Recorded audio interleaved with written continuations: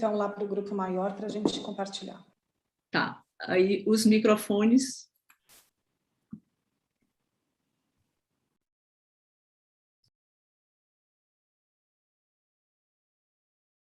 Pronto, estamos ao vivo.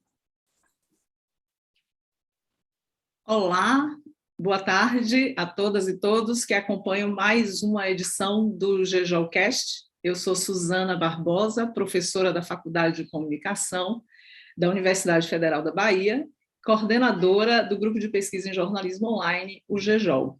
Hoje, o GEJOLcast recebe com imenso prazer o professor Pablo Boczkowski, que apresenta seu novo livro, Abundance on the Experience of Living in a World of Information Plenty, ou, em uma tradução nossa, Abundância, a experiência de viver em um mundo com fartura de informação. Como sabem, o professor Pablo é uma grande referência nos estudos de jornalismo digital e do consumo de informação no ambiente digital. Vamos, então, dar as boas-vindas ao professor. Boa tarde, Pablo. Buenas tardes. É uma honra recebê-lo aqui. Buenas tardes, es un honor para mí estar con ustedes. Ojalá pudiera estar en Bahía, pero por lo menos estamos hablando a través de la computadora. Graças, Pablo. A satisfação é toda nossa e que em breve possamos recebê-lo aqui presencialmente em Salvador. Com certeza vai gostar bastante da nossa cidade. Como percebem, teremos traduções por legenda em espanhol e em português, né? A professora Graciela Nathanson, colega querida aqui da Facom, vai colaborar conosco. E, como Pablo, a Graciela também é argentina. Olá, Graciela, boa tarde. Oi, Susana, oi, professor Paulo, oi, a turma do GEJOL, muito querido para mim, né? Meu passado do GEJOL reaparece de vez em quando. Vale, Graciela, obrigada. Também a pesquisadora do GEJOL, a Alex Herrera, que está em Bogotá, na Colômbia, também vai fazer aqui algumas traduções em espanhol para o professor Pablo. Olá, Alex. Profesora Susana, profesor Pablo, y a todos los que nos acompañan hoy, un saludo. Oi, gente, boa tarde para todos que nos assistem hoje. Obrigada, Alex. Também teremos hoje conosco a participação da nossa colega, querida também aqui do GEJOL e da Facom, a professora Lívia Vieira. Olá, Lívia, boa tarde. Olá, boa tarde a todos e todas. Boa tarde, professor Pablo. É um prazer estar aqui com vocês. Tenho certeza que vai ser uma tarde de muito aprendizado. Ótimo. Bom, teremos com certeza uma tarde, uma das edições do GEJOLcast, mais uma, né, das brilhantes que nós já temos realizado desde 2020 e com certeza a de hoje será mais uma dessas. E eu quero agradecer a todos do GEJOL por todo o envolvimento e na organização desta edição do GEJOLcast, o Moisés Costa, que está aqui conosco também no suporte, a Emanuele Carvalho. Eu agradeço mais diretamente a todos do GEJOL. Dito isso, eu vou passar a palavra agora para a Regina Boquicchio, pesquisadora do GEJOL, que hoje vai ficar à frente aqui, fazendo a mediação dessa nossa edição, que tem uma apresentação do professor Pablo, mas depois a gente quer que isso flua como um bate-papo, como uma charla. Sim? Então, um prazer estar com todos vocês. Regina, é com você. Olá, obrigada, professora Suzana, professor Pablo Boczkowski, boa tarde. Uma oportunidade mesmo tê-lo aqui conosco. Professora Lívia, professora Graciela, equipe do GEJOLcast, todos vocês que estão assistindo ao GEJOLcast. Eu lembro que vocês podem enviar suas perguntas por meio do chat do YouTube, que, como a professora Suzana falou, após a apresentação do professor Pablo, nós estaremos lendo as perguntas aqui. Então, como funcionará a dinâmica desta live? Após a apresentação do professor Pablo, nós teremos um comentário da professora Lívia Vieira. O professor responde. Logo após, a professora Suzana Barbosa também fará sua provocação ao nosso convidado. professor responde, e logo após nós faremos as perguntas enviadas pelo chat, ok? Então, antes de passar definitivamente a palavra ao professor Pablo, nós vamos exibir um breve vídeo de 1 minutinho, contando um pouco da trajetória do nosso convidado. Vamos lá, Moisés. O professor e pesquisador Pablo Javier Botkowski é referência nas investigações sobre jornalismo digital e dinâmica cultural do consumo de informação. Botkowski é doutor em psicologia e PhD nos estudos da ciência e tecnologia. Atualmente, ele leciona no Departamento dos Estudos de Comunicação da Northwestern University, em Illinois, nos Estados Unidos. O pesquisador é natural da Argentina e boa parte de suas pesquisas busca comparar a influência dos contextos culturais na produção e no consumo de informação online, considerando países do Norte Global e da América Latina. Botkowski é fundador e diretor do Center for Latinx Digital Media, na Universidade de Northwestern, dedicado aos estudos das mídias digitais a partir de comunidades latino-americanas. Também é co-diretor do Centro de Estudos de Meio e Sociedade em Argentina, ao lado da professora Eugênia Milstein. Autor de 6 livros publicados e outros 2 com lançamentos previstos ainda para este ano, no GeoCast de hoje, o professor Botkowski apresenta seu mais novo livro, Abundance, on the Experience of Living in a World of Information Plenty.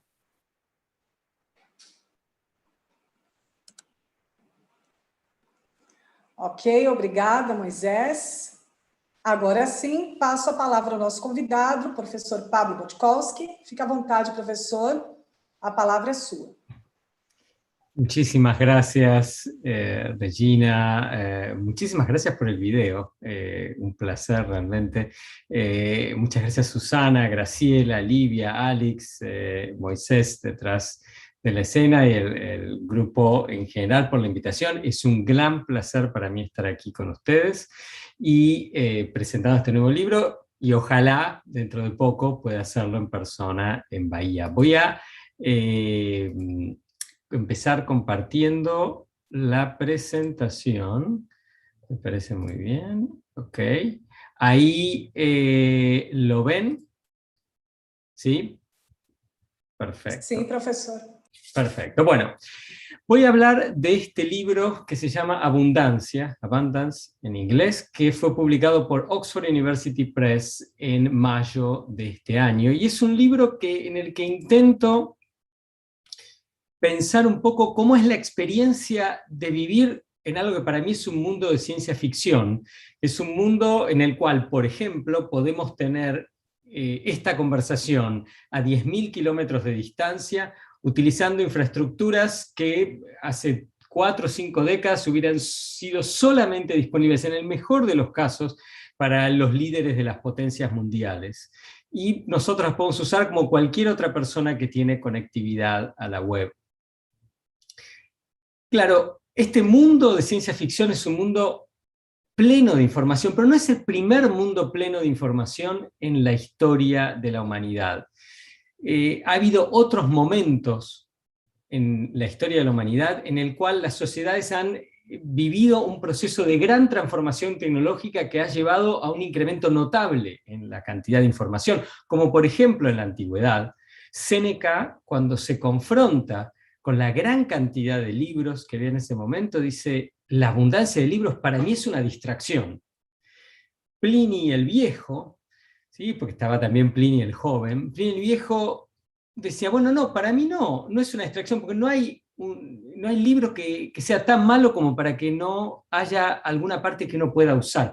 Y este dilema entre si es algo bueno o es algo malo, que hoy vemos, por ejemplo, en películas como el Digital, The Social Dilemma, Social Dilemma, ya no me acuerdo, pero en estas películas que circulan mucho en Netflix, o mucha de la cobertura mediática, hacen alusión un poco a la visión distópica que nos acompaña desde Séneca, pero también existe una visión no tan distópica, una visión un poco más abarcativa, y esta tensión es algo que existe desde hace milenios y que acompaña gran parte del desarrollo del libro. Claro, en la época de Séneca y de Pliny, no había 25.000 millones de celulares vendidos en 20 años que van desde 1998 hasta el 2019.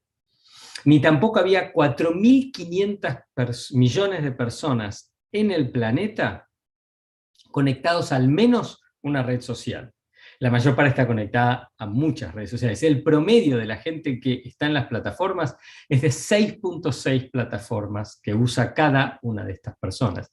Séneca tampoco y Pliny tampoco tenían acceso a 97.607 historias sobre el presidente Donald Trump, que a las que yo tuve, en aquel momento presidente Donald Trump, a las que yo tuve acceso un día, una tarde, en septiembre del 2020, cuando hice una búsqueda por palabra clave en el sitio de noticias de CNN. En un sitio de noticias, yo tuve acceso a casi 100.000 historias sobre un líder político.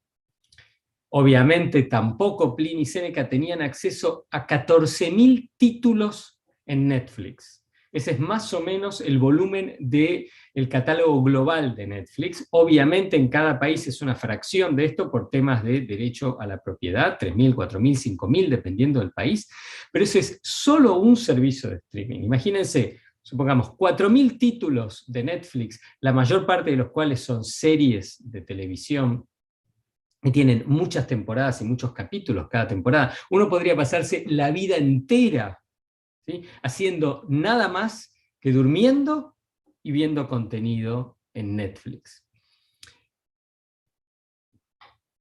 Esto es ahora, pero como decía antes, en la antigüedad hubo una conciencia de que había de repente mucha más información de la que se podía procesar, también en la edad moderna temprana, sobre todo en el Renacimiento a partir de la invención de la imprenta y en el Iluminismo en el siglo XVIII, y nuevamente en el turn of the century, al principio del siglo XX, y eso motivó que las ciencias sociales y del comportamiento empezaran a pensar este fenómeno y a teorizarlo.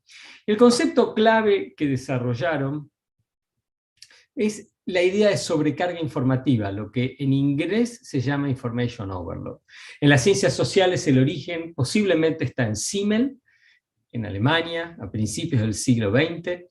En la ciencia del comportamiento lo que se considera el texto canónico al respecto es el artículo de George Miller de 1956, 7 más o menos 2, un artículo extraordinario que influyó enormemente en general en el desarrollo de la ciencia cognitiva. En ambos casos la idea un poco es que hay un óptimo de información, ¿sí?, que es ideal para tomar decisiones con la mayor certeza posible en un contexto determinado. Esta es la idea de sobrecarga informativa, y que cualquier unidad de información más allá de eso constituye un problema, y es por eso que es una sobrecarga, algo negativo que hay que gestionar. Ahora bien, si la idea de sobrecarga informativa ha sido el concepto clave que durante muchas décadas se ha utilizado para hablar de este fenómeno, ¿por qué el libro se llama Abundancia?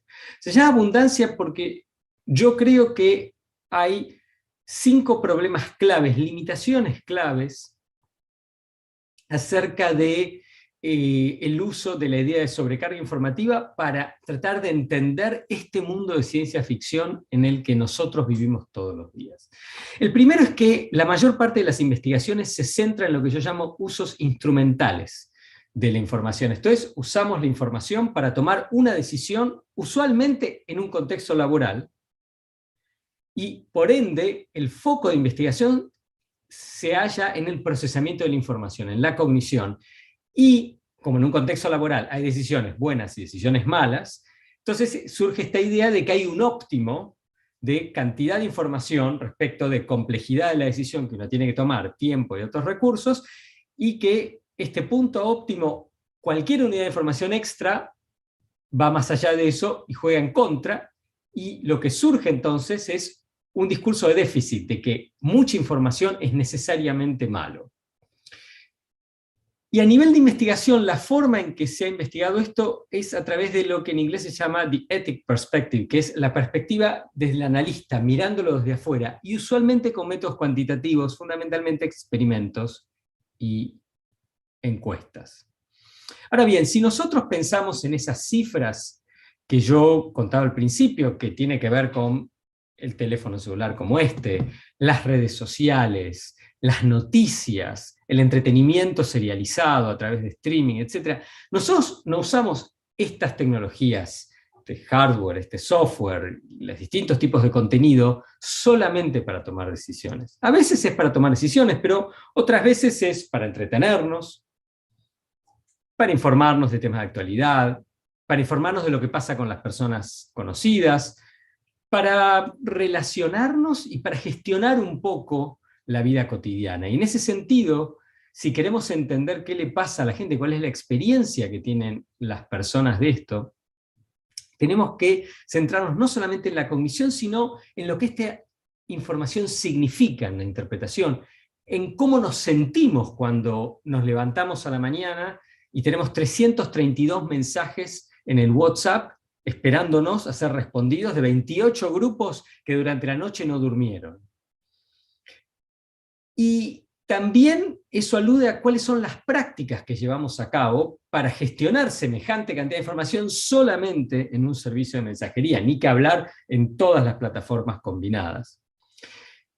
Y que lo que hacemos a nivel de práctica acontece en distintos contextos, no solo en un contexto laboral, en el contexto de familia, en el contexto de amistad, en el contexto romántico, un contexto de esparcimiento individual, etc.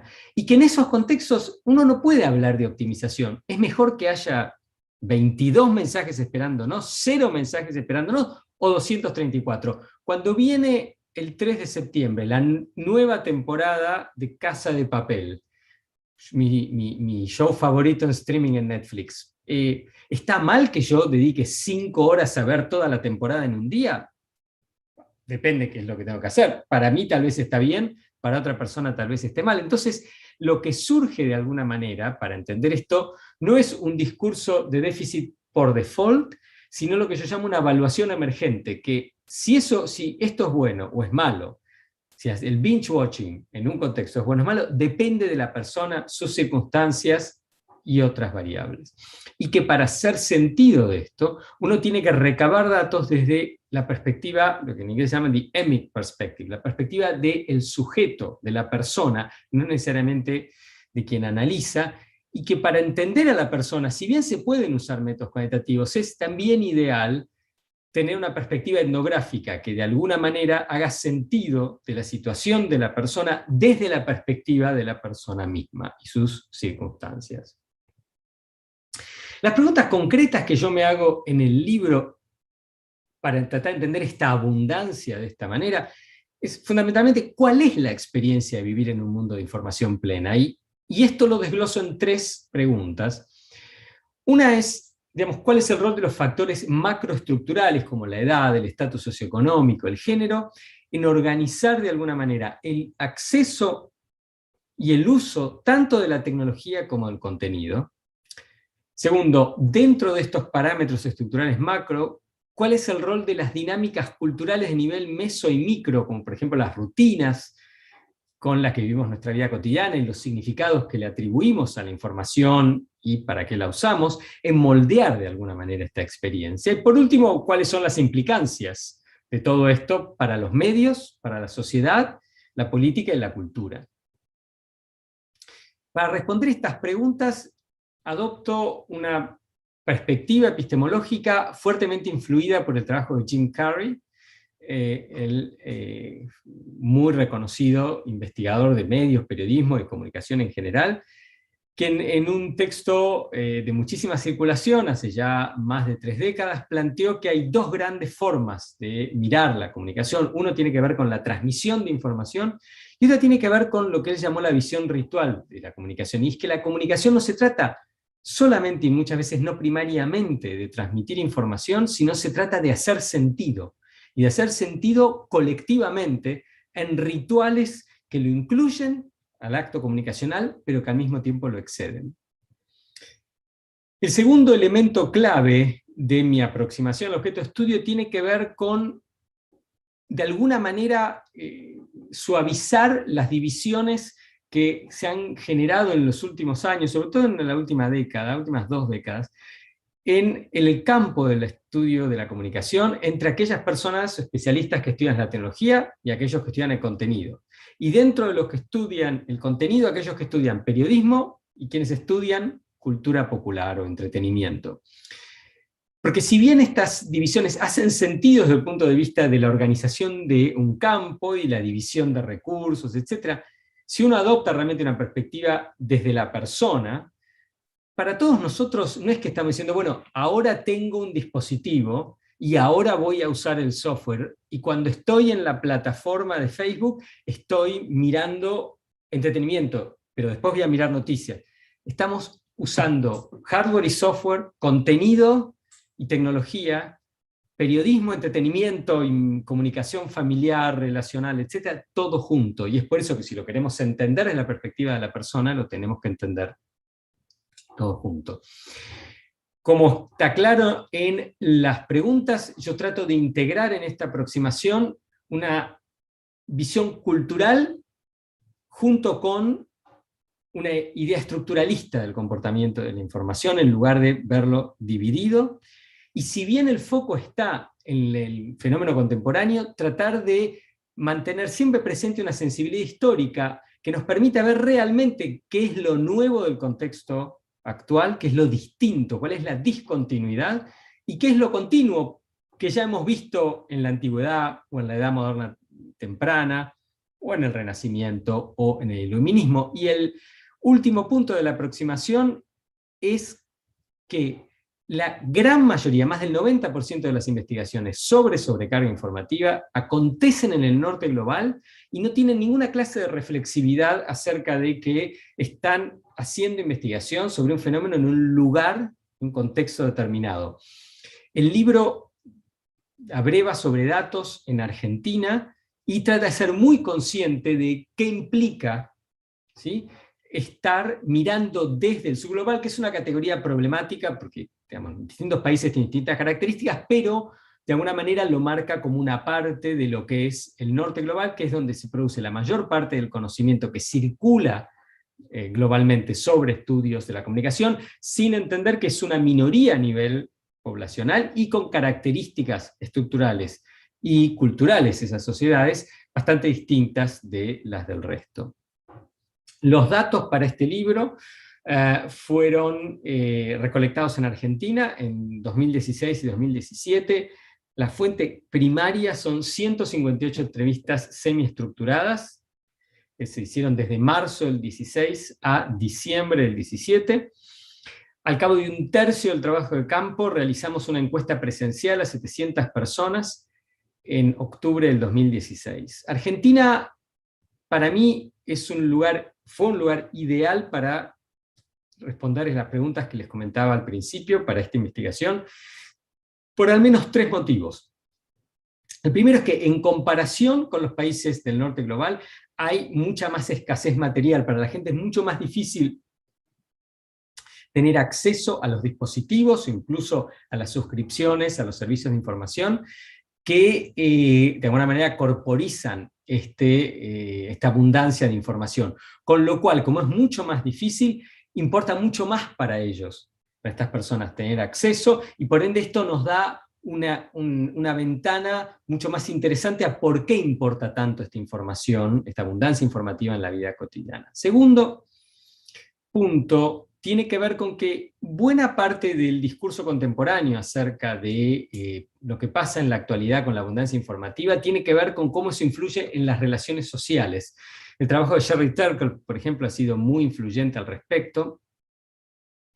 Y lo que acontece nuevamente es que es un trabajo que está hecho, son una serie de trabajos, Barry Wellman también, Rich Ling, etcétera, que han sido hechos en contextos del norte global, en sociedades que son mucho más individualistas y donde la cultura asociacional es más tenue e instrumental que en países como Argentina, o en países como Brasil, países como India, etc. Entonces, esto nos permite otra entrada para pensar cuál es realmente la implicancia que tiene esta abundancia informativa en cómo nos relacionamos, cómo construimos colectivos y qué esperamos de la relacionalidad. Y el tercer punto por el cual para mí Argentina es un contexto excelente para esta investigación, tiene que ver con el tema de otro gran, digamos, otra gran área que se ha explorado, tanto en investigación como mediáticamente, en la actualidad con el tema de la abundancia informativa, que tiene que ver con el rol de toda esta información en el caso de las noticias y la política. Se ha visto en los últimos 5 años un gran incremento de investigaciones que muestran un incremento de la desconfianza en los medios y en las instituciones, y muchas preguntas acerca de qué es lo que esto significa. Argentina es un país donde históricamente se ha desconfiado de los medios, del periodismo, de las noticias, y constituye, por ende, de alguna manera, una avanzada, una vanguard, para pensar qué va a pasar tal vez en otros países del hemisferio norte o de otras regiones, cuando las tendencias que se ven en los últimos 2 o 3 años, por ejemplo, en las investigaciones del Reuters Institute for the Study of Journalism, que muestran un decrecimiento en la confianza en los medios y el periodismo, ¿qué va a pasar cuando esto se acentúe, si es que esta tendencia continúa? El libro está estructurado en 6 capítulos. El primer capítulo, de alguna manera, hace el planteamiento del argumento, se llama Abundancia. Después tengo 4 capítulos para 4 objetos de estudio distintos, donde se ve esta abundancia. Las pantallas personales, donde esencialmente me centro en los dispositivos celulares móviles, las computadoras y el aparato de televisión. Siguiente capítulo sobre las plataformas, no tanto los dispositivos, sino lo que yo llamo el software de la abundancia. Las plataformas, las 5 plataformas más populares en el caso de Argentina, en el momento que se hizo la investigación: Facebook, WhatsApp, Facebook, Instagram, Twitter, Snapchat. Y después 2 capítulos sobre 2 tipos de contenido distintos: noticias y entretenimiento. Y el libro cierra con un capítulo de conclusiones que, para contrastar con el primer capítulo, indaga acerca del rol de la escasez y la dimensión de la escasez en esta situación de abundancia.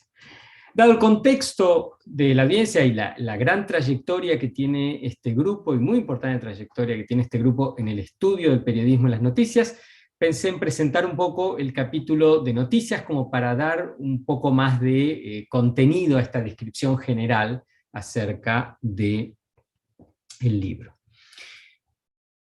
El capítulo de noticias arranca en cierto sentido tratando de ver cómo era el mundo antes de que sucediera la actual abundancia informativa, en el sentido del consumo de noticias. ¿Qué es lo que sabemos, ¿sí?, de 30, 40 años de investigación acerca de cómo se consumían las noticias durante la segunda mitad del siglo XX? Y rescato 3 hallazgos importantes que de alguna manera son comunes a buena parte de las investigaciones que se hicieron en aquel entonces. El primero es que se mostró que había un alto grado de rutinización en el consumo de noticias. Esto es, yo siempre digo, mi padre se levantaba todas las mañanas y antes de ir a trabajar desayunaba tomando su mate, leyendo un periódico, en papel obviamente, en una mesa, ¿sí?, que teníamos en la cocina, siempre sentado en la misma silla. El segundo punto, sí, segundo gran hallazgo, tiene que ver con la existencia de parámetros temporales y espaciales muy claros y muy predecibles. Por ejemplo, mi padre, diario, mañana, cocina. Televisión, noticia por televisión, a la noche en el living. La radio, muchas veces en tránsito desde y hacia el trabajo, etc. El tercer gran hallazgo tiene que ver con la noción de que el consumo de noticias estaba altamente integrada con patrones relacionales más macro que tiene que ver con cómo llevamos a cabo nuestra vida cotidiana. Subyacente a estos 3 grandes hallazgos hay 2 premisas que usualmente no han sido explicitadas, pero que son clave, y son clave para entender qué hay de nuevo en el caso de la abundancia de noticias hoy en día y qué no. Primero es que la información noticiosa era algo que había que ir a buscar, o sea, uno tenía que comprar el diario o encender la televisión, etc. Parece obvio, pero hoy en día las cosas son bastante distintas, por eso es importante remarcarlo.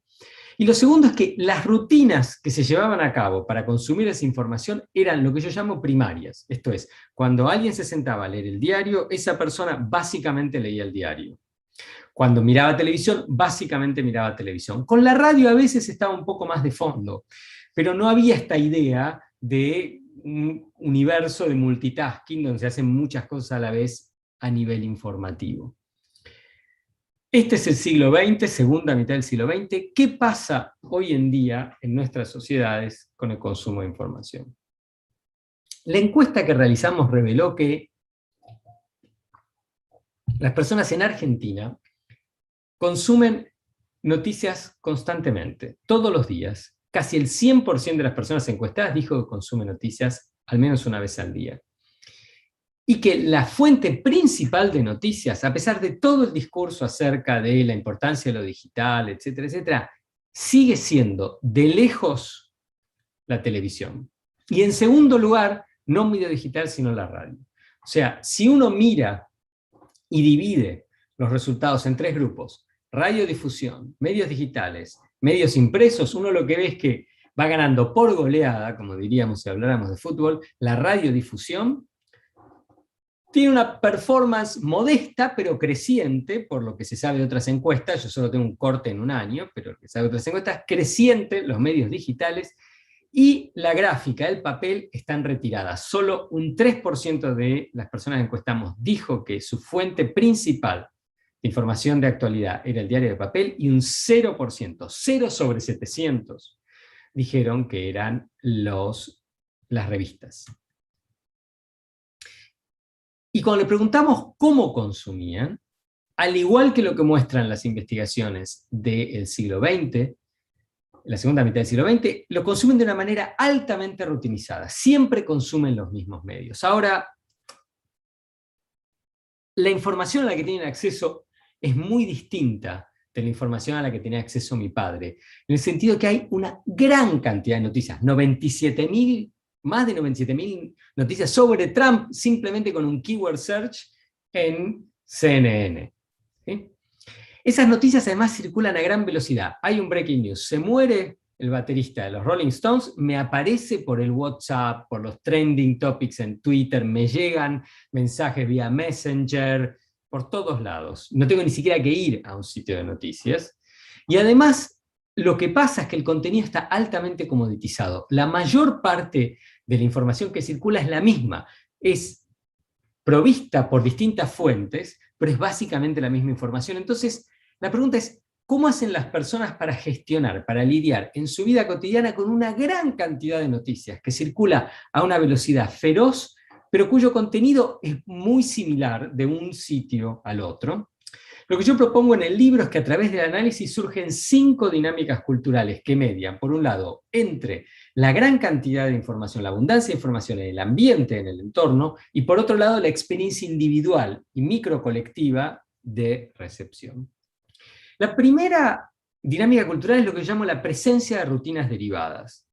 Y esto es que, a diferencia de las rutinas primarias, donde el foco fundamental es leer el diario, mirar la televisión, acá lo que yo he visto es que se consumen noticias como algo derivado de otra rutina primaria que no tiene nada que ver con el mundo de la información. Sandra, que es una psicoterapeuta, nos cuenta que la última vez que consumió noticias fue cuando estaba haciendo tareas domésticas esperando por un paciente o una paciente, y que esto es algo habitual en la manera en que ella se informa de la actualidad. Norberto, que es un maestro, dice algo lo mismo, que él en realidad escucha la radio cuando está cocinando, cortando el césped, etc., pero que nunca se sienta a escuchar la radio, que es algo que tiene en el background. Y lo mismo pasa con los medios digitales.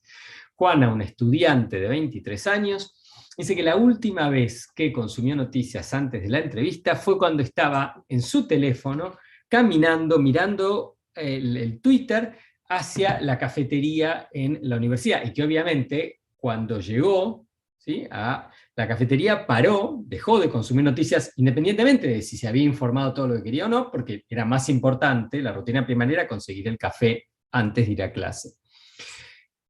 Luciana, una contadora, dice, la última vez fue que ella está en Facebook y ve una nota que le llama la atención, entonces la cliquea, pero que ella no va a Facebook para enterarse de la actualidad, sino que si se entera de la actualidad, si ve algo que le interesa, cliquea. Entonces, bien derivado. Lo segundo es una conciencia clara y permanente en las personas entrevistadas, es que la noticia es parte del ambiente ¿sí? Julián, que es un productor cinematográfico, dice, con Facebook y Twitter tengo la teoría del derrape de las noticias, que cuando pasa algo, uno se va a encontrar con eso inmediatamente a través de memes o de noticias que circulan en Twitter, como lo que yo decía del baterista de los Rolling Stones, Charlie Watts. Estefanía, que tiene 26 años y es empleada administrativa, dice, todo es tan inmediato hoy en día, que para muchas noticias ni siquiera tengo que ir a un sitio de noticias, porque me aparecen en Twitter. ¿Sí? Y esto pasa no solamente con las plataformas, pasa también con los medios tradicionales. Sandra se ha acostumbrado a tener la televisión prendida, in the background, pero nunca le presta atención. Y Lucas dice lo mismo. ¿Sí? Es un hábito y algo que es una pérdida de energía eléctrica, pero no es algo que ocupa el centro de su atención. Entonces, este tipo de rutinas, ¿sí?, derivadas, se combinan con una idea de ambientalización que hace que yo no tengo que ir a obtener la información me rodea. El gran desafío hoy en día es no informarme. Y cuando me informo, tengo la impresión de que la información no es confiable. Y no es confiable porque hay un sesgo sistemático en cómo se cuentan las noticias. En la encuesta le preguntamos a la gente que digan su nivel de acuerdo con esta frase: los medios de mi país reportan las noticias de manera independiente del poder político. Varias preguntas después, hicimos la misma pregunta, pero sustituyendo la palabra político por económico. Los resultados son los mismos. 2,5 veces más de las personas encuestadas están en desacuerdo que las que están de acuerdo con esta frase. Uno no puede olvidarse, dice Carla, de la idea de que las noticias tienen una intencionalidad, una connotación, sea política, partidaria o comercial. Ninguno de los diarios de Argentina, dice Carlos, me parecen suficientemente objetivos para confiar en las noticias. Todos mezclan noticias y opinión y no asumen el hecho de que están sesgados. De casualidad, no porque uno lo haya planeado, tuvimos alrededor de una docena de personas entrevistadas que habían tenido un contacto directo con un evento que terminó siendo cubierto por un medio noticioso o más de un medio noticioso. En ninguno de estos casos, las personas entrevistadas, esta docena de personas entrevistadas, estaban conformes con la cobertura. Al contrario, decían que la cobertura estaba absolutamente sesgada y que por lo tanto, si no confiaban en esa cobertura que ellos conocen, si saben que es mentira, como dicen, supuestamente está, como dice Carla en este caso, todo está súper manipulado. Todas las otras eventos que yo no conozco, supongo que están haciendo lo mismo. Para lidiar con estos sesgos sistémicos, no excepcionales, sino normales, sistémicos en la cobertura de noticias, las personas entrevistadas llevan a cabo toda una serie de prácticas que les permiten informarse de una manera en que ellas piensan que es apropiada. Una típica es que frente a una noticia que les interesa mucho, escuchan distintas campanas, ¿sí? Distintos formas de presentar la noticia de distintos sitios. La otra es que en general hay mucha gente que se enfoca en consumir noticias de sitios de noticias, de canales de televisión, de diarios, etcétera, que no necesariamente con los que están de acuerdo ideológicamente, pero donde la postura ideológica es muy clara. Entonces lo que hacen es se enfocan en lo que yo llamo el otro conocido y tratan de descontar la ideología, como quien no juega muy bien al golf y tiene unos tiros de más para llevar la pelota al hoyo, y entonces tiene un hándicap en función de eso. Utilizan esta misma estrategia de nivelación para lidiar con contexto informativo que suponen que está fuertemente sesgado. El cuarto mecanismo cultural es la vivencia de emociones altamente negativas frente al contenido informacional.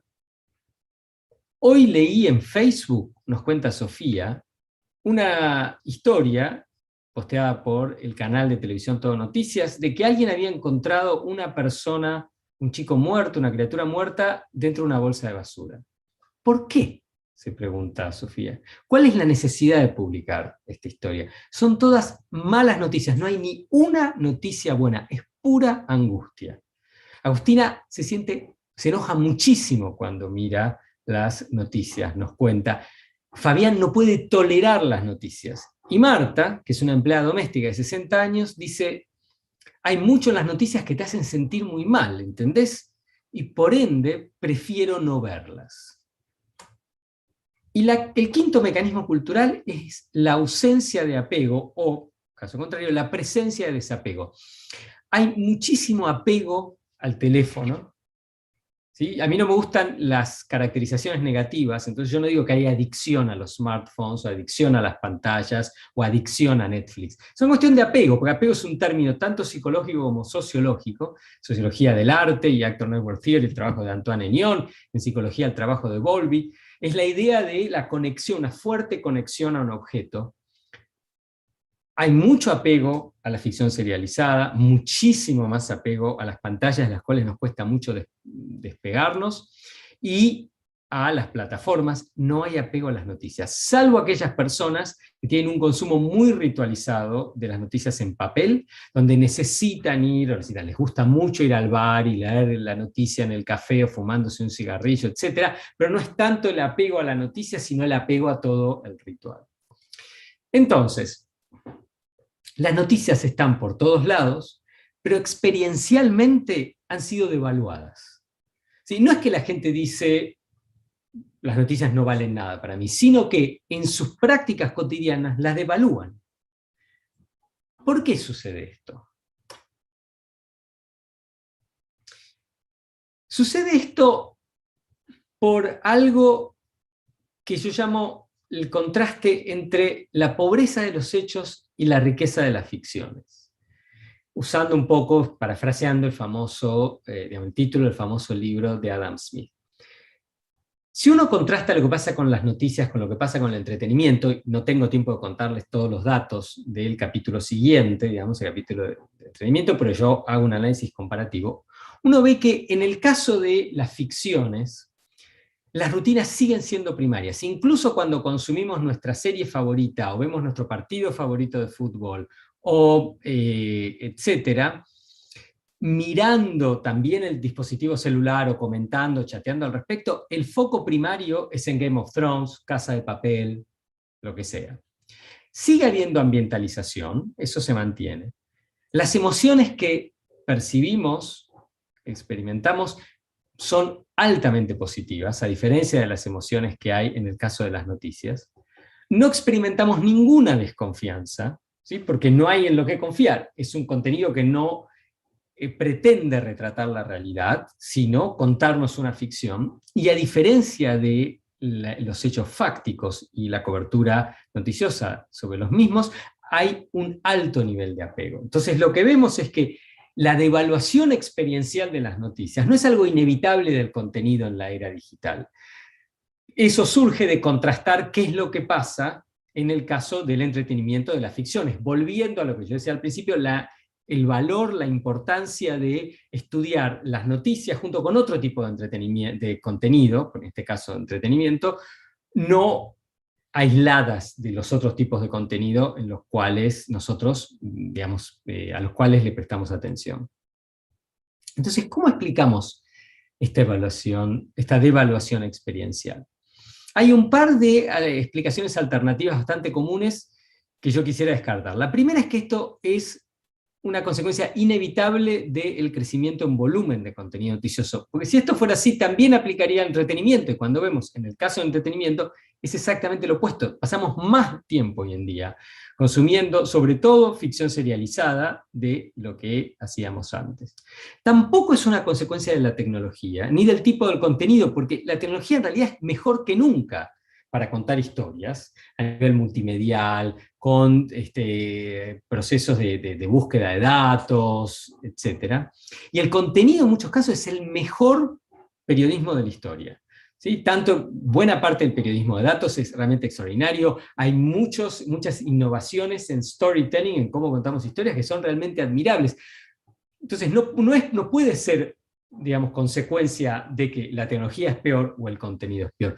¿Por qué sucede esto? Lo que yo propongo en el libro es que tenemos que atender a estas dinámicas culturales, estas rutinas y significados que lo que tienen es que no son rutinas y significados centrados exclusivamente en los medios, en la información, sino que lo que hablan es de cómo incorporamos estas prácticas de recepción dentro de normas y prácticas asociativas muchísimo más amplias que hacen al carácter de la vida cotidiana, a la textura, ¿sí?, de cómo vivimos nuestra vida todos los días y cómo incorporamos la información noticiosa y también la información de entretenimiento, la abundante información noticiosa y de entretenimiento, dentro de estas normas y prácticas, rutinas mucho más abarcativas.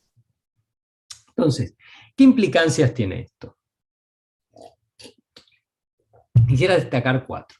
Primero, a nivel heurístico, que es importante, como escribió David Morley hace ya 15 años, y siguiendo trabajos de él, de John Morse, Nick Couldry, Sarah Pink en Australia, es importante en las explicaciones que empezamos a darle a cómo utilizamos la información, nuestras prácticas, emociones, interpretaciones, descentrar a los medios.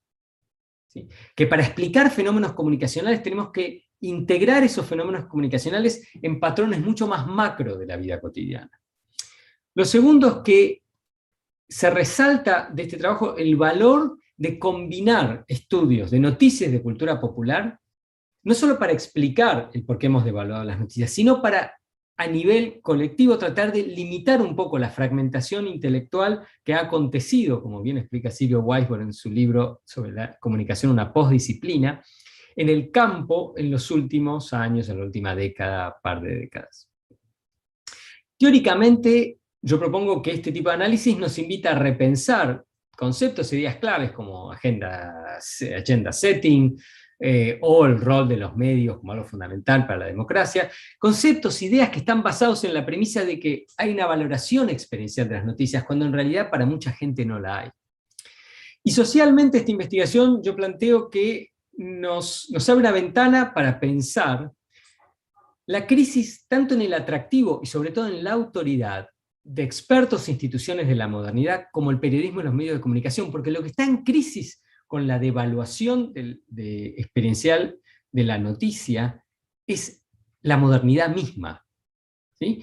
Que se ve tanto en la crisis de la ciencia, digamos, como autoridad cultural, la abogacía, la medicina, etcétera, etcétera. Y que en el caso del periodismo se ve muy fuertemente en el pasaje, yo diría esto realmente en los últimos 20 años, que hay de una institución social organizada en torno de medios y comunicadores a unas prácticas de recepción que hoy en día priorizan las fuentes y las audiencias. Las Kardashian, como muchos otros, digamos, emprendedores del reality TV, pero las Kardashian realmente han estado en punta en esto, se lo ve por su éxito y por el imperio, digamos, comercial que han construido en función de eso. Lo que han hecho es, el reality TV de alguna manera ha logrado como plantar la semilla de una sensibilización cultural acerca del valor que tienen las historias de las personas comunes, y no necesariamente de las élites que los medios y los comunicadores, ¿sí?, tenían como foco de la cobertura periodística. Si hay un quiebre histórico en la abundancia informativa hoy versus la abundancia informativa en el iluminismo o en el Renacimiento, es que tanto el iluminismo como el Renacimiento, lo que esa abundancia hizo fue ampliar el espectro dentro de la élite de quien tenía acceso a contar historias y ampliar la cantidad de público, pero no necesariamente transformar al público en fuente de comunicación, que es lo que sí vemos hoy en día con los micropúblicos que se generan en los blogs, se generaron los blogs originalmente y se han generado sobre todo en las redes. Y lo que sucede en este contexto, y se vio claramente en, por ejemplo, la cena de despedida de Messi, cuando se anunció que se iba al Barcelona, que la única persona del universo mediático que hubo ahí fue un streamer, ¿sí? Una persona que no tiene nada que ver con los medios y comunicadores profesionales, pero que los jugadores de fútbol, o las audiencias en general, se relacionan como personas mucho más directas dentro del contexto mediático. En este contexto, ¿sí?, en un contexto de fuentes y audiencias, lo que está en juego es la crisis del periodismo como una institución de la modernidad para la modernidad. Y con esto cierro y estoy atento a las preguntas, comentarios. Muchísimas gracias por la atención. Este es mi email para seguir la conversación después de que termine el evento, y también me encuentran en Twitter, y esta es mi dirección de Twitter. Y ahora voy a dejar de compartir. Muito obrigada, professor Pablo. Uma discussão relevante para o momento que a gente vive. E nós vamos começar, então, a nossa conversa aqui, a nossa discussão com a professora Lívia Vieira, que fará um comentário. Professora Lívia, fica à vontade, a palavra é sua. Obrigada, Regina. Vocês me ouvem? Sim. Sim. Certo. Professor, no livro, você dedica um capítulo que você acabou de apresentar à reflexão sobre o consumo de notícias nesse ambiente de abundância. A gente não combinou, mas foi exatamente esse tópico que me chamou mais atenção. Em primeiro lugar, eu gostaria de lhe parabenizar por escolher a Argentina como objeto empírico da sua pesquisa. Eu acho que a gente precisa muito de estudos que se debrucem sobre essas questões do sul global e das suas especificidades. A grande penetração da televisão, por exemplo, como fonte de notícias para os argentinos, é bastante diferente do consumo em países nórdicos, por exemplo, né? Na Finlândia, de acordo com o Digital News Report, que o senhor também citou, o meio online aparece com larga vantagem frente à televisão. E até aqui no Brasil, a realidade é diferente da Argentina. Segundo o mesmo relatório, a televisão aparece em terceiro lugar como fonte de notícias, atrás do online e das mídias sociais. Outro ponto que me chamou a atenção foi a relação que você faz da abundância de informação com a reconstituição das nossas formas de sociabilidade. E o exemplo dos moradores de rua que o senhor cita no prefácio ilustra bem isso, né? Rotina e hábito também são conceitos importantes no livro.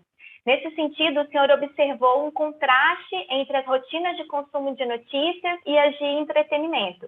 Então, analisar em conjunto esses aspectos que normalmente não se misturam nas pesquisas acadêmicas é outro ponto forte e original do seu estudo, que contribui muito para a gente pensar qual é realmente o papel que a notícia tem na vida das pessoas, e não o papel imaginado, fantasiado por nós jornalistas. Nos meios digitais, os respondentes mostram que a rotina de consumo mudou. As notícias cada vez mais encontram as pessoas e não o contrário. Elas dividem a atenção com outras atividades que são feitas ao mesmo tempo. Os leitores criam estratégias para analisar o viés das informações e eles experienciam afetos negativos ao ler as notícias, né? O senhor falou muito bem sobre todos esses aspectos. Assim, o livro reforça a importância de se pensar na distribuição da produção jornalística. Redes sociais, acesso direto e buscas são, respectivamente, as principais fontes de tráfego para os sites de notícia na Argentina. No Brasil, há uma ligeira diferença. Recentemente, eu fiz uma busca pelas fontes de tráfego de 7 sites de notícias brasileiros, de diferentes portes e nichos, e observei que em somente um deles a maior parte do tráfego vem das redes sociais. Em outros 2 veículos jornalísticos, a maioria dos acessos vem das buscas. E nos demais 4, o acesso direto predomina. De qualquer forma, a questão da distribuição permanece essencial. E não somente uma distribuição em escala, mas aquela pensada para se ajustar às rotinas e aos hábitos dos leitores. E esse ajuste requer levar em conta também a emoção das pessoas. Eu vou dar um exemplo hipotético. Ao acordar e acessar as redes sociais, talvez eu não esteja disposta a ser impactada com uma notícia ruim. Afinal, eu acabei de acordar, né? Então, informações de serviço, como trânsito, meteorologia, talvez sejam mais adequadas para esse momento. É claro que a notícia ruim vai me encontrar em algum momento do dia, mas o veículo jornalístico que souber compreender melhor meus hábitos e minhas emoções pode ganhar mais facilmente a minha atenção e, quem sabe, até a minha assinatura. Somando esse contexto ao seu achado de pesquisa de que o público jovem tende a consumir mais notícias pelas mídias sociais, outro aspecto que me parece importante é a formação de novos públicos, que esses são jovens, né, que têm uma postura ativa frente às notícias, eles têm agência, como o senhor também fala. Dito isso, eu faço a minha provocação. A compreensão de que o jornalismo não está no centro da vida cotidiana das pessoas e de suas rotinas, em um mundo com abundância de informação, pode ser um passo importante? Isso, claro, não significa dizer que o jornalismo não é relevante, mas assumir que o consumo de notícias tem um aspecto acidental nos dias de hoje, talvez menos rotinizado e mais acidental do que nós jornalistas gostaríamos. Essa postura mais humilde, talvez, né, poderia nos levar a uma maior aproximação com essa audiência jovem? Obrigada mais uma vez. Obrigado. Regina, ¿quiere que Profesor responda? Pablo. ¿Quiere Sí. que responda yo ahora? Ok, perfecto. Sim, por favor, professor. No, muchas gracias, Lidia. Sí, excelentes comentarios, realmente excelentes comentarios. Un par de reflexiones. La primera es el tema de... Es un tema metodológico. Y es... ¿Qué es lo que dicen estudios como el de Oxford y cómo entenderlo? Mi colega Eugenia Milchestein y yo somos responsables de la parte argentina desde hace varios años, y yo además soy un amigo personal y admiro mucho a Rasmus y el trabajo que ha hecho. Se ha transformado hoy en día en el texto, en Esperanto, en lengua franca de, ¿no? Global news consumption. Muchos países, todos los continentes, pero está hecho solamente online.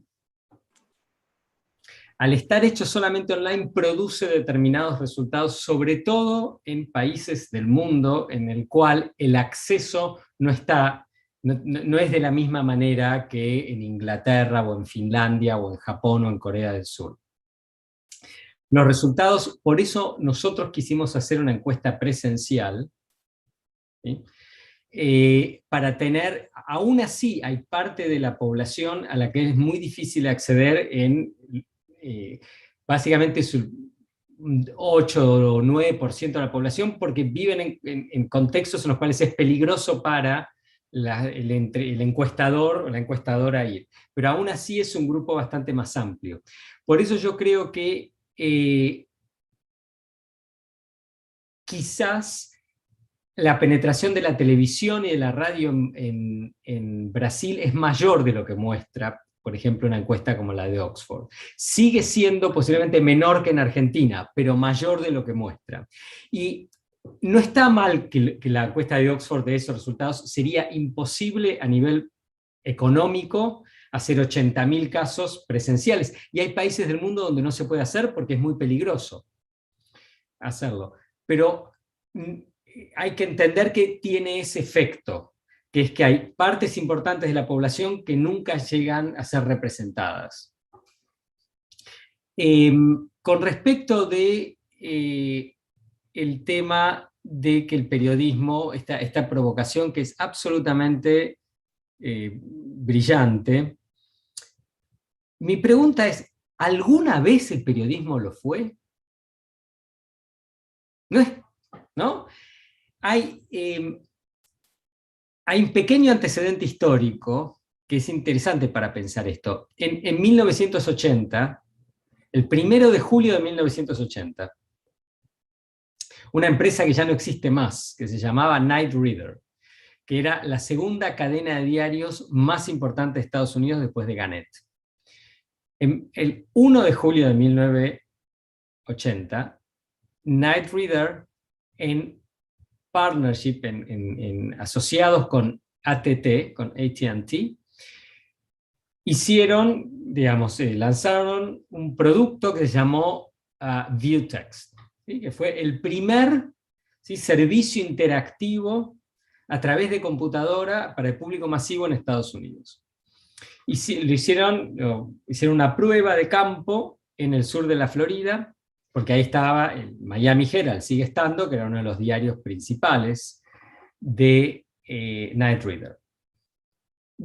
La gente, cuando le daban el servicio gratis, le pedían que lo usara, a la gente le gustaba, total era gratis, entonces decidieron salir al mercado y vender el producto. No lograron, digamos, tuvieron 2 años tratando de instalar el producto en el mercado, no lo lograron. En 1985 dejaron de fabricar eso y fabricar las terminales y ofrecer el servicio. Una de las personas que formaba parte del equipo, Roger Fiedler, el equipo que armó esto, escribió muchos años después, en 1996, si no estoy equivocado, un libro que se llamó Mediamorfosis. Es muy bueno. Roger, realmente un visionario, donde él cuenta que Knight Ridder tenía acceso a los datos de uso, como hoy en día, hacían Big Data, ¿sí? Sabían lo que el server le daba a la gente, y además hacían encuestas y focus groups permanentemente. Y ya en aquel entonces, estoy hablando de la primer mitad de 1980, la gente decía que del servicio no quería las noticias. Tampoco quería la información del web, lo que quería era hablar con otra gente.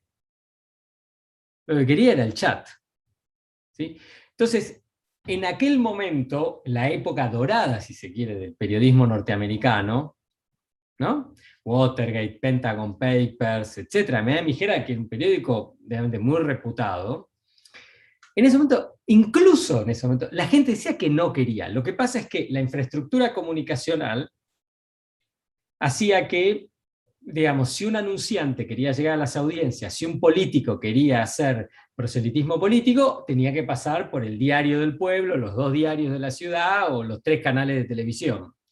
Eso le daba una enorme penetración de mercado a los medios y le permitía a los medios contar historias que muchas veces no interesaban, o contarlas de maneras que no interesaban. Entonces, la pregunta quizás es no tanto si el periodismo no debería reinventarse para pensarse en función de un insumo informativo más dentro de la vida cotidiana, sino si en realidad alguna vez, no hemos vivido una mentira durante más de 100 años y ahora nos enteramos de la verdad, y nos cuesta mucho, ¿sí? La verdad, porque pensamos que vendíamos 1 millón de ejemplares o que nos miraban 700.000 personas porque realmente les interesaba lo que teníamos para decir, ¿sí? Mucho más de lo que realmente les interesaba. Eso es algo importante y tiene que ver con otra cosa que comentabas, Lidia, que es muy cierta, que tiene que ver con el rol de las noticias en la vida de las personas, sobre todo en la sociabilidad. La mayor parte de la gente, es algo que yo digo ya en News at Work y que lo retomo ahora, la mayor parte de la gente se informa para tener algo de lo que hablar, no necesariamente para ser ciudadanas y ciudadanos informados a la hora de votar.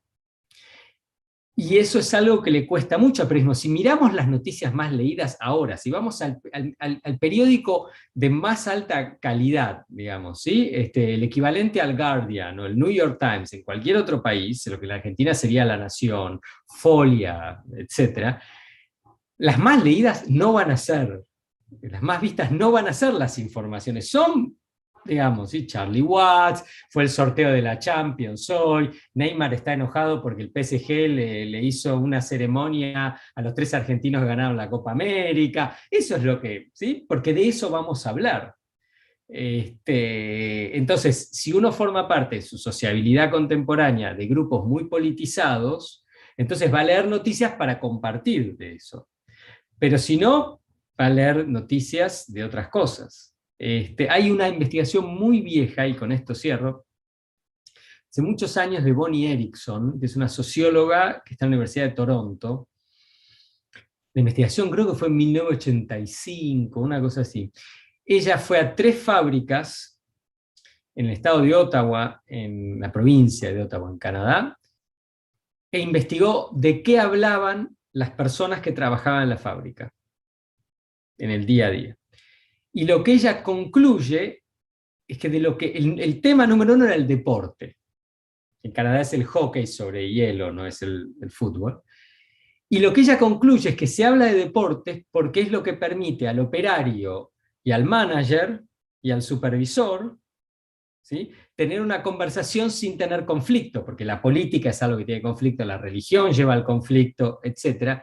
Entonces, si consumimos noticias para tener algo de lo que hablar y pasamos un tercio, 40% de nuestro tiempo en el trabajo, y en el trabajo se habla de cosas que no tienen que ver con las cosas que supuestamente son las importantes del periodismo, eso hace que la gente va a hablar de eso.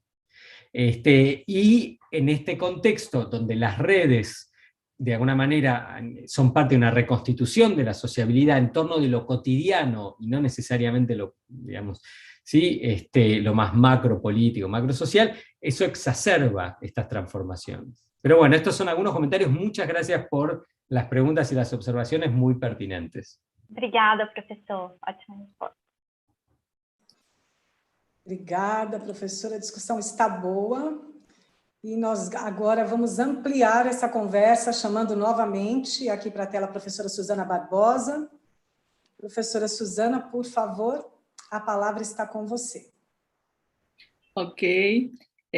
Bom, teríamos, claro, perguntas diversas, Pablo, a partir da leitura do seu livro, e nós temos uma sessão do GEJOL que vamos discutir alguns capítulos do livro na próxima semana. Mas aqui eu preparei uma pergunta e, a partir da sua fala, eu até ajustei. Mas, antes de tudo, eu quero dar os parabéns pela robusta pesquisa, né, que você realizou, pelo livro, que é, sim, uma relevante contribuição sobre o nosso contexto atual, tanto para a área da comunicação e da cultura digital, como para o jornalismo de modo específico.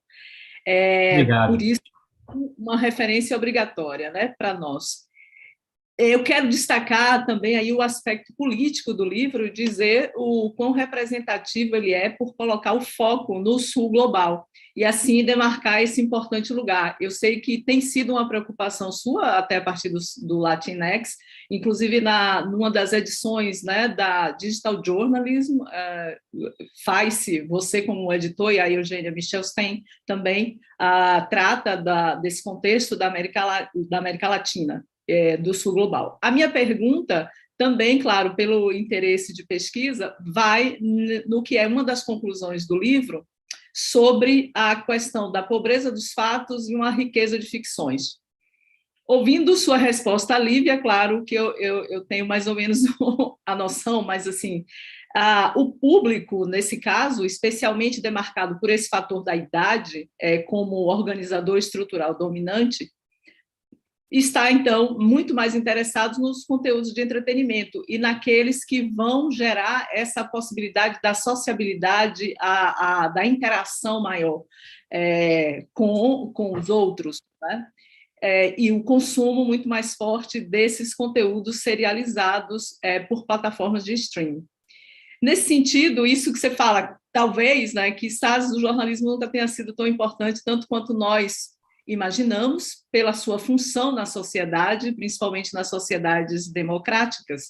E aí, então, a gente se pergunta, o jornalismo como forma de conhecimento, que se ancora na singularidade dos fatos e dos fenômenos noticiáveis, na atualidade, portanto, precisa reduzir essa distância ou esse desencontro que parece haver com o seu público, até porque se a gente observa muito do que tem nos relatórios, do que nós ficamos sabendo a partir de consultorias aos grandes meios, ou pelo menos ao mainstream, sempre se busca integrar a audiência na produção do conteúdo, mas, ainda assim, o problema seria nos formatos, na linguagem do jornalismo, já que você também no livro demonstra o quanto tempo, quase nenhum, o público dedica à leitura das notícias, né, de modo geral, ou é porque realmente a realidade é muito pesada em alguns países, e aí no caso nosso aqui,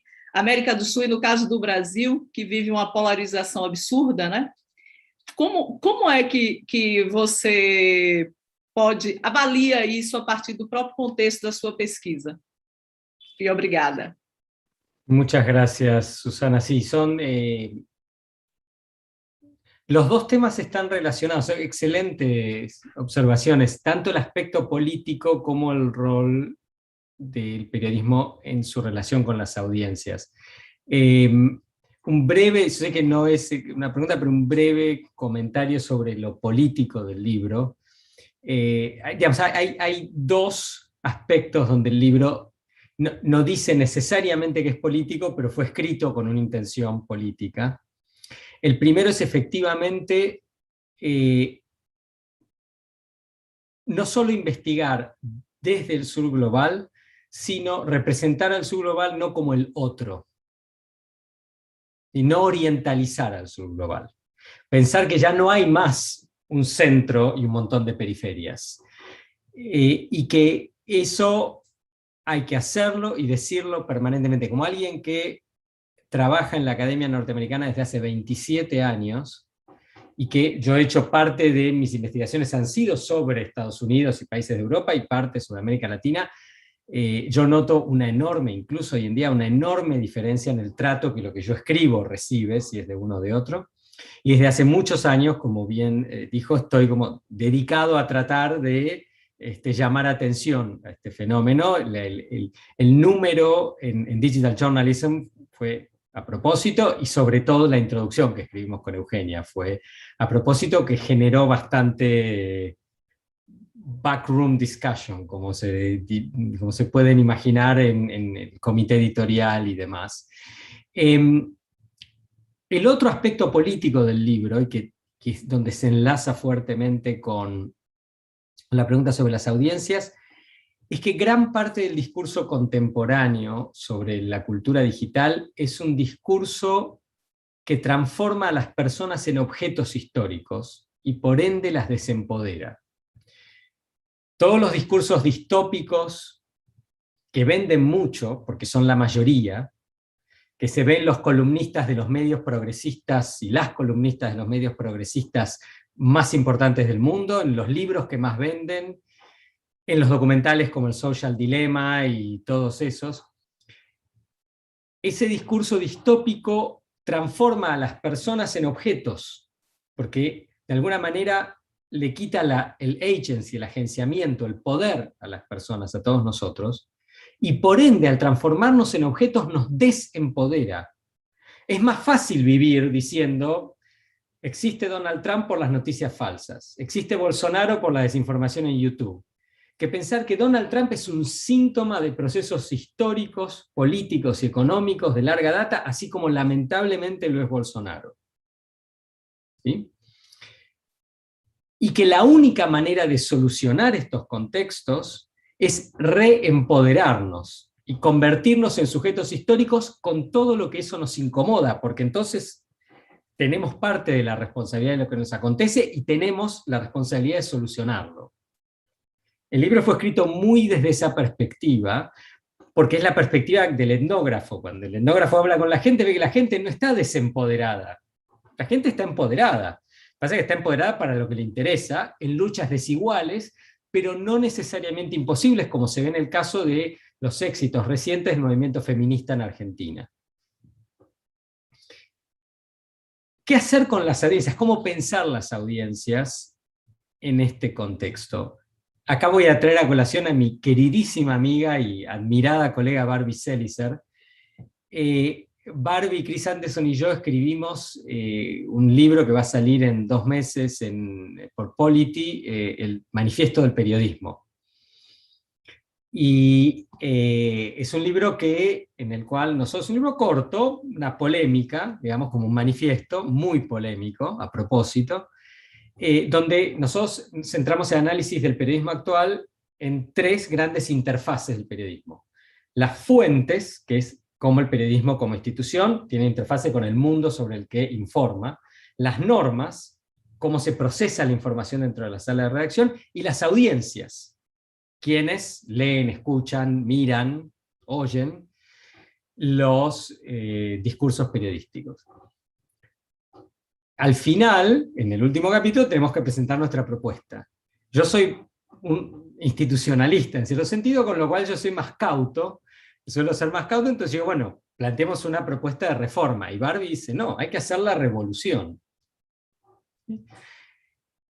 Y parte del argumento en el libro, entonces el libro en el último capítulo tenemos una opción de reforma y una opción de revolución. En lugar de decidir nosotros cuál era, dejamos que la audiencia decida, que el público decida. Pero Barbie lo que sostiene es que hay que eliminar la idea de la audiencia. Porque la idea de la audiencia en sí separa al periodismo de la sociedad, de la colectividad, a la que el periodismo intenta contarle qué es lo que sucede en el mundo. Y en lugar de pensar que él, la periodista, está disociado de ese mundo, y que es un externo, una persona externa a ese mundo, en realidad es parte de una comunidad y tiene que ser vocero de esa comunidad. Y que al ser vocero de esa comunidad, es imposible el discurso de neutralidad, objetividad. O sea, vamos a, digamos, Barbie no lo pone en estos términos, porque vamos a ir a, no sé cómo se dice en español, feminist standpoint epistemology, ¿sí? Morris, Harding, etcétera, digamos, la idea de que la verdad objetiva, digamos, es una verdad que se usó para oprimir a las mujeres, por lo cual, el discurso feminista, entre otros grupos marginalizados, el discurso feminista tiene que retomar la posicionalidad como un valor, en lugar de, como el periodismo, decir, yo soy neutral, yo soy objetivo y neutral, y este es mi valor fundamental, porque la verdad es que nosotros tenemos ahora con Eugenia y 2 estudiantes, estamos empezando a escribir un libro sobre la desconfianza, sobre las noticias falsas y la desconfianza.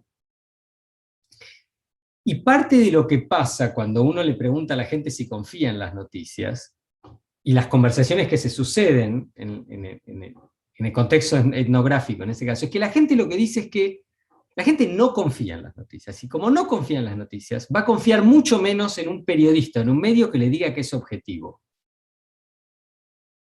La gente prefiere, y lo dice explícitamente, prefiere que me digan cuál es la intención y qué es lo que quieren, que me diga que va a ser objetivo. Cuando me dicen eso, me empiezo a acercar a ellos.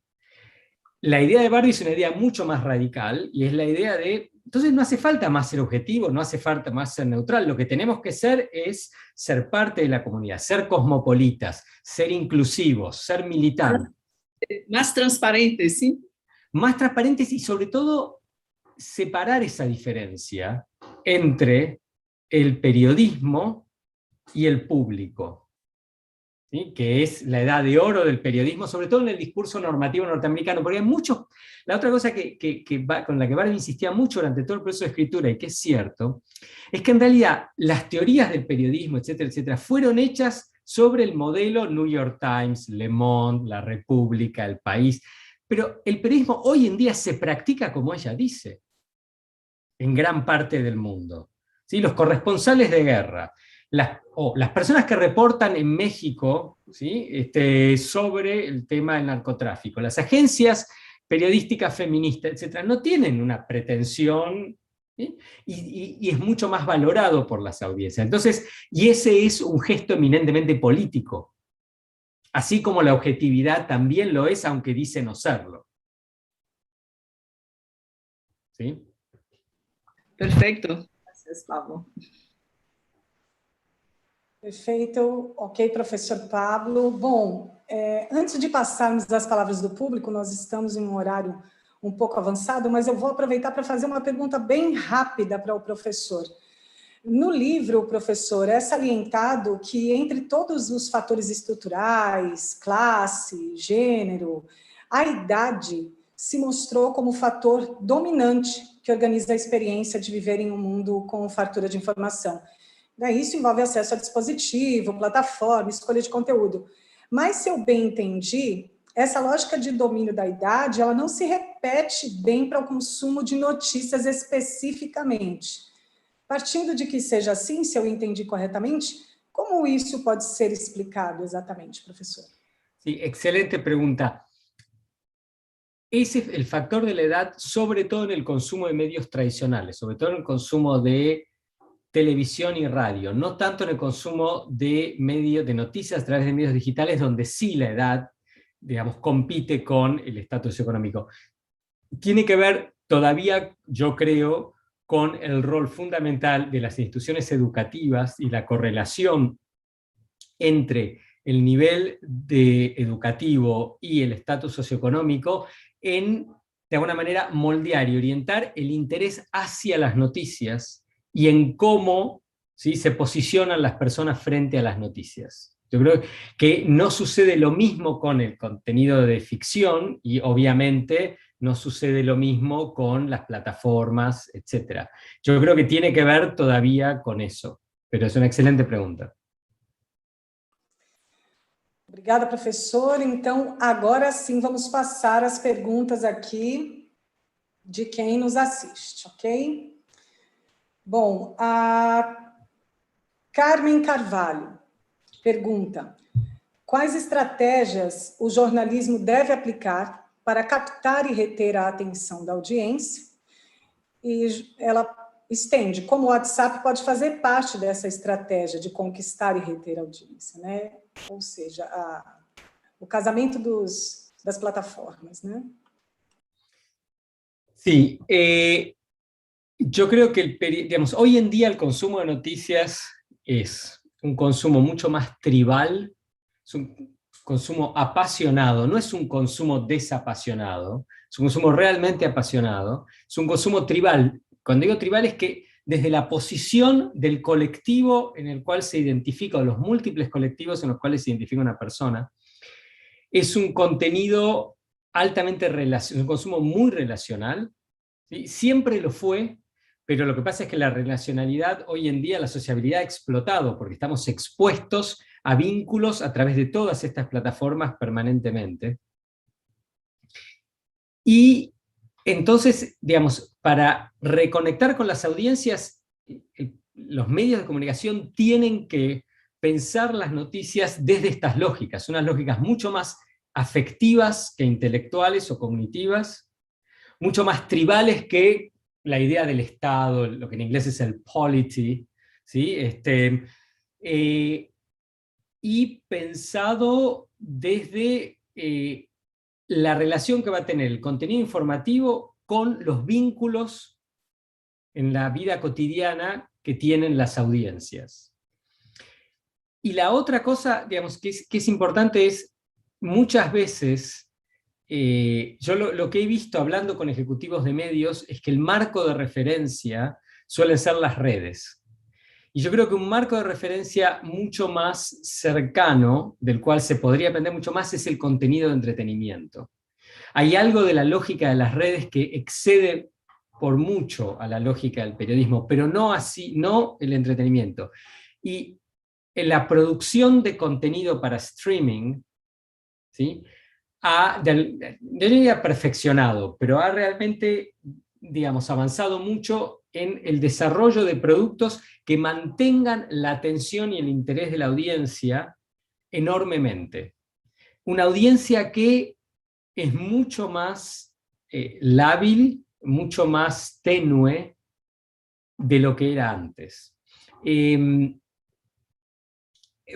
dirijo acá en Northwestern un programa de maestría de gestión de industrias culturales, donde hacemos charlas como esta, no solo con académicos, sino con profesionales de la industria.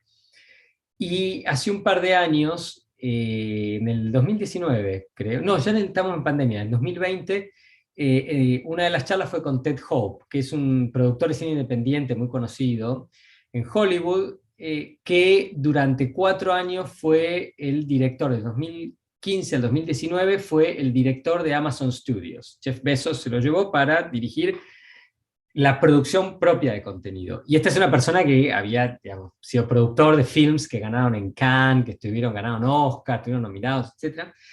Y él lo que decía que uno de los grandes desafíos en producción para streaming es en parte lo que le pasa al periodista. Decía, cuando yo producía para la sala de cine y para Hollywood, yo nunca pensaba que la audiencia me iba a abandonar, o que me podía abandonar, porque la gente que paga una entrada de cine y se sienta al cine ve la película entera. Incluso en video se veía en general entero. Cuando estábamos en Amazon, si nosotros lográbamos que nos vieran 20 minutos una película de 100 minutos, de 110, era un éxito. Y pensaban el objeto artístico, el producto artístico, lo pensaban con una lógica de consumo en múltiples sesiones, incluso cuando no es una serie, sino una película, en múltiples sesiones, en múltiples dispositivos. porque nos sentamos a ver frente al televisor y después de 20 minutos dejamos, y en algún momento a la noche agarramos el dispositivo celular y seguimos viendo el dispositivo celular 3 horas después, a veces 2 días después. ¿Sí? Los desafíos no son muy distintos que los desafíos del periodismo, pero hay algo de la lógica de la creación y la distribución del entretenimiento de streaming que ha sido mucho más eficaz que el entretenimiento periodístico, con contenido generado propio, que no es lo que hace WhatsApp, no es lo que hacen las redes. Entonces me parece que el periodismo debería mirar más al entretenimiento, que es algo que el periodismo siempre miró de arriba para abajo, debería mirarlo de otra manera, porque quizás ahí haya claves de cómo contar historias que mantengan la atención de la gente. Professora, obrigada. Antes de passar para a próxima pergunta, eu faço uma pergunta para o senhor, para você, desculpa, para saber se pode estender mais 10 minutinhos para que possamos fazer pelo menos mais uma pergunta? 10 minutinhos, tudo bem. Ok, obrigada. Mas não posso falar português. Ah, sim. 10 minutinhos. Sim. Temos, então, 2 perguntas aqui. Uma é da Alex, que está aqui. Ela mesma fará a pergunta em espanhol para você, mas antes eu vou fazer uma pergunta. Pode ser um bloco de 2 perguntas? Sim. Porque daí otimizamos nosso tempo. Tenho aqui a pergunta de Emanuele Carvalho. As notícias evitadas pelas pessoas comuns funcionariam como uma lembrança dessa abundância informacional? Por isso as pessoas evitam notícias? Como o jornalismo pode contornar essa relação, né, de evitar notícias? Temos muitas outras perguntas, mas Alex também, se puder fazer rapidamente para o professor.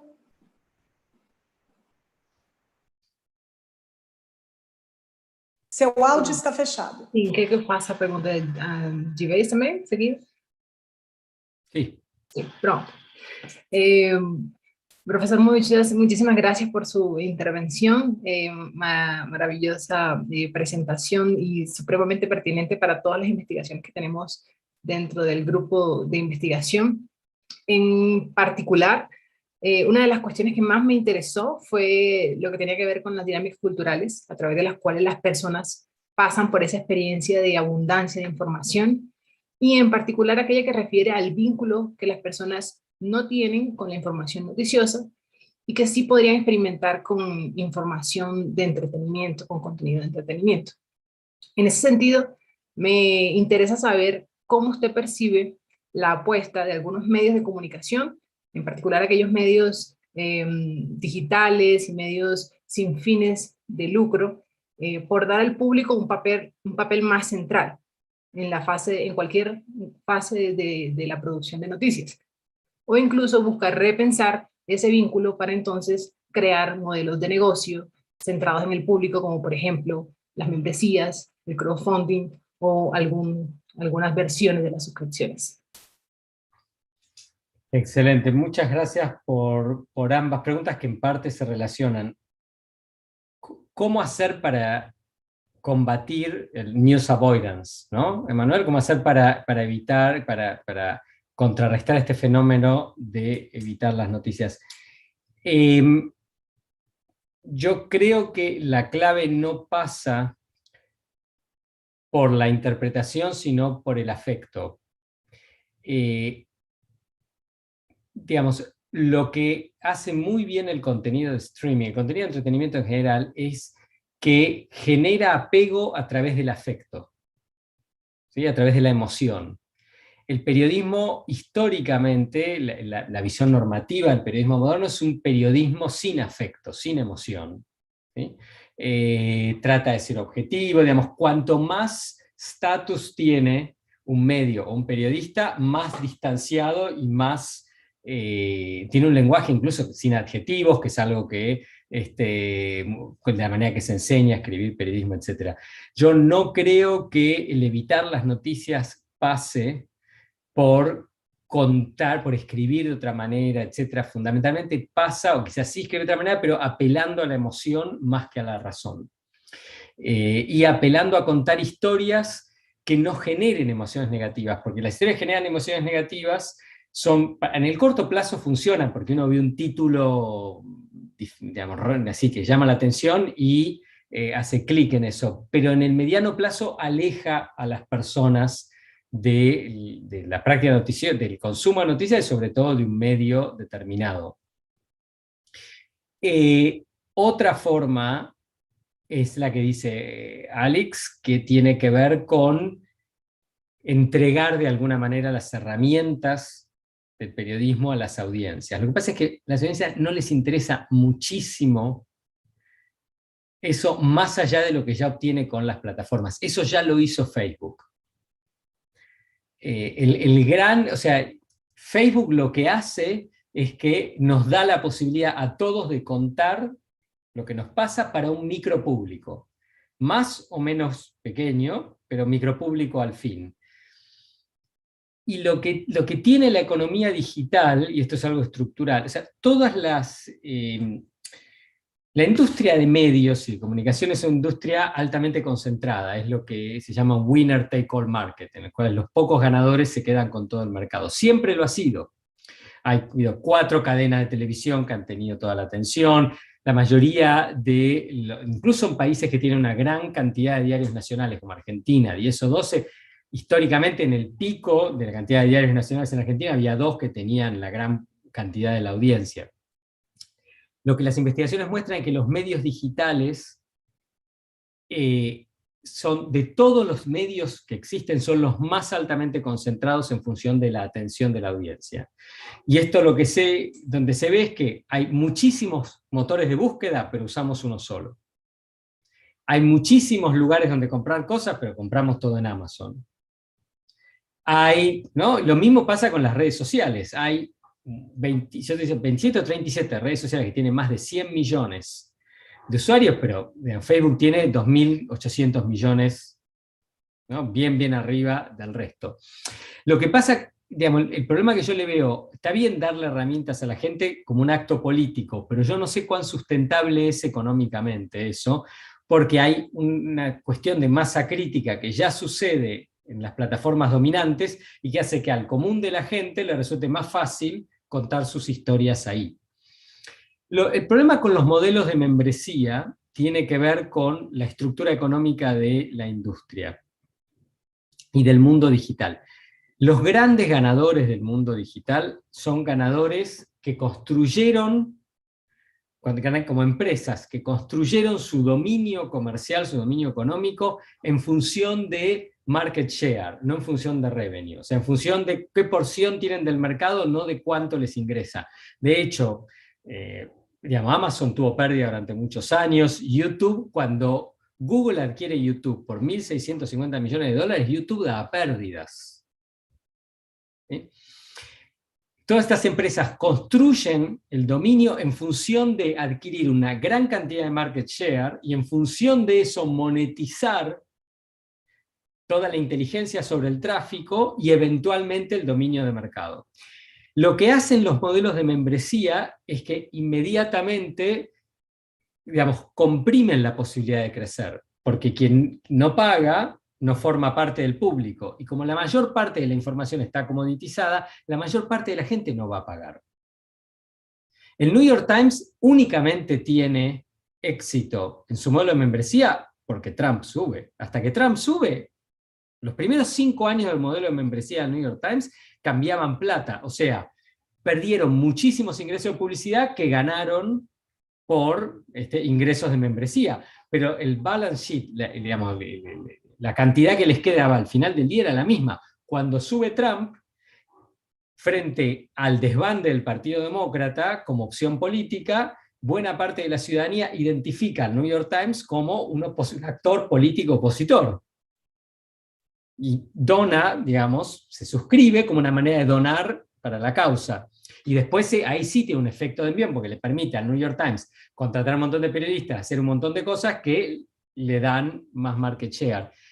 Así que yo no soy muy, a mí no me parece que en general sea un modelo sustentable, salvo para operaciones muy de nicho que no quieran crecer más allá de eso. El otro problema de los sistemas de membresía es que necesariamente sesgan. Porque si a uno le está, digamos, la mayor parte de los ingresos vienen por membresía, uno no va a querer, es muy, digamos, genera un desincentivo para publicar historias que enojen a la membresía. Eso necesariamente a lo largo del tiempo lo que lleva es a un periodismo que incluso el New York Times de hoy no tiene nada que ver con el New York Times de hace 20 años. O sea, es claramente orientado a determinados temas y determinadas perspectivas, determinados temas sin ninguna pretensión de no tenerlas. O sea que el New York Times del padre de quien lo dirige ahora, eso no hubiera acontecido cuando esta persona, cuando Sulzberger, tercer Sulzberger, sube.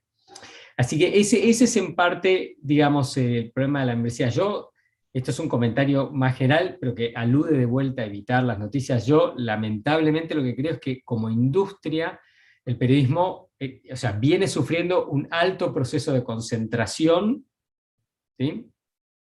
Y mucha pérdida de empleo. Y yo creo que eso va a seguir sucediendo, y lo que va a pasar es que las empresas que, digamos, sobrevivan, van a ser más fuertes y más grandes, pero va a ser mucha cantidad menos de empresas. Van a emplear más gente, pero el total de la gente empleada se va a reducir. Y eso es en parte lo que se ve en otras áreas de, digamos, la economía digital, y no creo que el periodismo esté inmune a eso. Lamentablemente yo creo que es así, con la excepción de medios de nicho, que tengan costos muy bajos, únicamente digitales, 7, 8, 10 personas, etcétera, que no tengan grandes planes de expansión, eso sí, pero en el medio yo creo que va a haber un gran achicamiento. La anécdota que yo contaba, Night Reader era el segundo conglomerado de medios de Estados Unidos. No existe más. No es que es más chico, no existe más. Quebró. Y la mayor parte de los medios que tenía son una fracción de lo que eran en cuanto a público. Professor, nossa, temos muitas perguntas ainda aqui, mas antes de passar a palavra antes de devolver a palavra para a professora Suzana, eu agradeço você ter permitido estender o tempo, peço desculpas também por termos extrapolado esse tempo. Obrigado. Agradeço também imensamente a sua presença aqui no GEJOL, tantos pesquisadores que fizeram perguntas, mas não poderão ser contemplados aqui com seus comentários. Por e-mail, que me escrevam. Ok, ótimo. Estava lá no PowerPoint, o e-mail. E, então, agradeço mais uma vez, professor. Foi uma satisfação, uma aula incrível estar aqui com o senhor. Com você, minha mania de falar senhor. Com você, professor. Então, devolvo a palavra à professora Suzana. Muito obrigada mais uma vez. Tá bem, Regina. Bom, Pablo, certamente poderíamos falar muitíssimo mais e, bueno, perdão, estou falando já aqui o portunhol, essa língua franca, mas eu quero agradecer mais uma vez toda a sua atenção e gentileza conosco aqui do GEJOL e conosco aqui da Bahia, do Brasil, é importante, e já fica o convite para uma próxima, né? Tomara que possa ser presencial, será um imenso prazer recebê-lo aqui junto conosco. Tudo de bom. Vamos, como disse, discutir ainda seu livro no grupo de pesquisa em jornalismo online e ficamos à sua disposição. Mais uma vez, agradeço a todos do GEJOL e a todos que acompanharam essa sessão do GEJOLcast. Pablo, com você. Muchas gracias Susana, Regina, Livia, Graciela, Alex, Emanuel. Muchas gracias al público, gracias por la invitación. Yo encantado y ojalá que lo podamos hacer no dentro de mucho presencialmente. Sí, exactamente. Diz uma canção do Gilberto Gil. Oxalá Deus queira. Absolutamente, absolutamente. Gracias, obrigado. Gracias, tudo de bom, um grande abraço. Boas férias, buenas vacaciones. Gracias, muchas gracias. Tchau, tchau, boa noite a todas e todos. Até